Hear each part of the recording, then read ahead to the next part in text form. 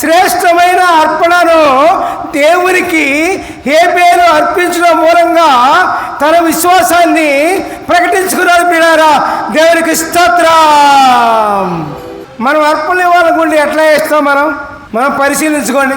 మనం జేబుల్లో చేపెడతాం, ఉంటాయి కదండి, చిల్లర పొల్లర ఉంటుంది. ఇక్కడ ఏదో 2-3 కాగితాలు ఉన్నాయనుకోండి, దానిలో బయట పడిన ఏందో చిరిగిపోయిన కాగితం ఏదో చూసి